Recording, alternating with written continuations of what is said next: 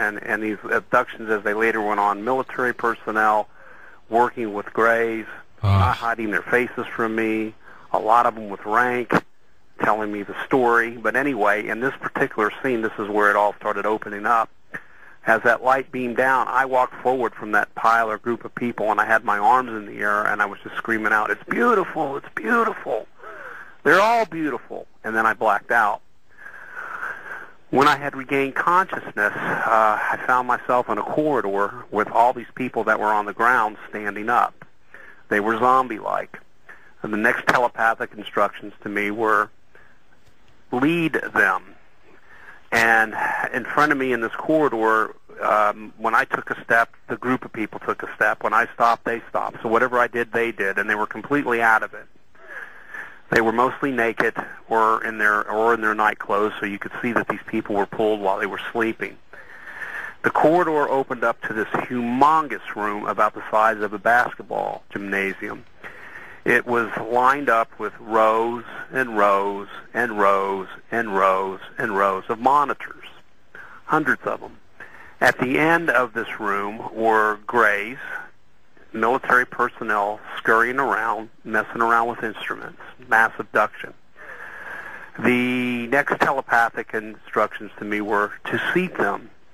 I took the first person that was near me and put his hand on top of mine, which was on top of mine while I was walking the group anyway, and went all the way down to the end of the one row, sat him down in his cubicle where there was a monitor, not still knowing what the hell these people were up to or these beings. As I started walking halfway back, I stopped to look again. I wanted to see what the hell was going on, so I started looking at everything in detail, the human beings, the Greys, like, what is going on in this place? And then the telepathic voice strongly said, no. I kept looking, and it kept going, no, no, one-word commands. I disobeyed. I blacked out. When I came to, I found myself seated in front of a monitor, and several hundred people, up to 1,000, during that blackout period, were seated in front of their monitors. The room lit up in one glow, so you could tell that every monitor was had the same visual on it, like going to when they sell televisions and there's 20 TVs in the glass window. You could see it was all at the same time. There was a hum, and by the way, I should mention that there were lines hooked into each one of us, either in our calves or it was hooked into the back of our arms, which I think explains a lot of scoop marks. These lines were feeding something into us to make us extremely attentive, extremely emotional, and extremely attuned and alert to color and emotional stimuli. But there was a reason for it. And now the pictures started coming into place. The first scene that appeared on all these monitors was just a drop-dead, gorgeous, beautiful Earth scene that absolutely took your breath away. It was the ocean. It was blue as blue could be, turquoise blue. It was teeming with fish. A pristine planet. Yes, the air was like perfect. And all you could do, no matter who you were, even if you were a non-emotional individual, from what was hooked into you and from what you've seen, and you knew that that was from way in the distant past, all you could do was go, God, it's beautiful. It's beautiful. You almost wanted to cry with its beauty. There was a hum, a 3-second blackout on the screen, and then another Earth scene would come up, and I remember the second one specifically. It was mountains in the background with snow on the top of them, beautiful trees. It was a gorgeous lake, and again, you're just going, oh my God, it's so beautiful. And it was one beautiful Earth scene after the other, after the other. Then the Earth scene started getting ugly, where the ocean was beautiful. It was a dingy gray, where the fish were teeming and alive, filled with energy. They were bloated, floating on top of the water. The air was polluted. And the reverse happened to you. But as each one of these uglier Earth scenes started appearing, the telepathic loud in your head said, as each scene came on, you're killing your planet is dying. You're killing your planet is dying. When I regained, I blacked out towards the end of that, and I hated it. Of course, everybody that was watching it hated it. But what I didn't know at the time, what I do know now, because I've seen these things many times over, is they're enhancing your awareness of the condition of the planet, what it was, where we're going, and what you can do when in the globe when it reaches critical mass as to solve the problem. There is a plan, there is a solution, and there is a way to do it. When I regained consciousness again, I was in this thing akin to a locker room, and in this locker room area where clothes were sprawled all over the place. People were moaning and groaning and crying because whatever tubes they had stuck in their arm or whatever stuck in their calves of their legs just scared them. The telepathic instructions to me, again, were to calm them, and I was walking up to different individuals saying that, look, any cut or any wound you get on board here heals fast. The memory is taken away from all these, the physical memory of what took place is taken away except for what was ingrained or enhanced and implanted in these people's minds. On a more humorous note, before the end of this experience, mass abduction, the telepathic voice said to all of us, nobody leaves, and I'll never forget, it was funny. Nobody gets to leave until they find their exact clothes.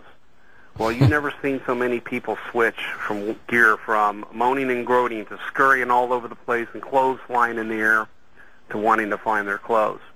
And then we were brought back. Okay, now, approximately within a few weeks or a month later, I get pulled again. Now you can see how this is evolving, correct, George? Now we're in the 7th year, the 8th year. Right. There's a pattern to this. Oh, God, yeah, and it gets great. That's why, look, I formed a foundation. It's in its infancy. It's called Your Earth. We're putting together a thing called a PAC, where if people with interest in this, what I've learned about abductees, and when I do lectures and I talk, what I've learned, George, is I ask these questions. I go, if I say to you the rainforest, what comes to mind?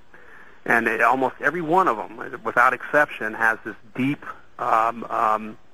wanting in them to do something about it. It's as if it's implanted in all of us that have had these abduction experiences, that acutely aware, acutely sensitive.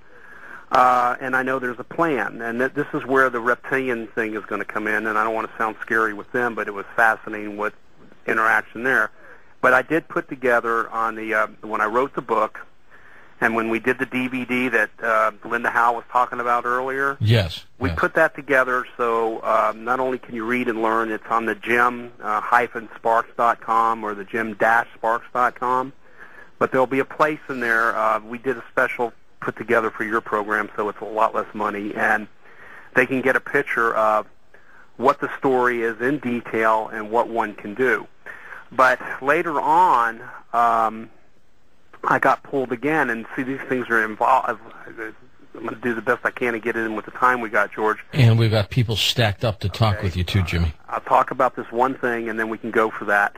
All right. I find myself again, this time, in what appeared to be an abandoned carnival yard. I don't think a carnival had anything to do with it. It was at night. When I regained consciousness, I was standing up, and there was an old dilapidated roller coaster. There were about 9 to a dozen beings, and they were totally different from the grays that I'd ever seen, ever seen. They were anywhere from 7 to 9 feet tall. They had huge broad shoulders and a broad chest. They were just big, and they had scales on them. And I even commented, I said, oh, my God, you have scales. Now, what people commonly refer these things to as reptilians, but these things were benign and kind. They had emotions. As I was standing there, the 9 or 10 of them were staring at one of them, transmitting his thoughts to this one being, and he created a hologram of a human face in front of his face so he could talk to me without me being scared as to how they looked, because their brains protruded over their brow, and the scales were on top of that, and they were kind of lumpy, so they had a scary appearance. Even though it didn't scare me, I had seen so many things. And the first thing they came out and said was, after all these years, that you had to go through what you went through so you can fully understand and appreciate what we're doing here. We went to global leaders. We went to world leaders. We went to people in power. They did the right protocol. We gave technology to stop using nuclear weapons, biological weapons, We gave free energy devices. We gave energy for your longevity. We gave technology for your longevity. I didn't mean to say energy. I meant technology for energy. We gave the technology for to clean up your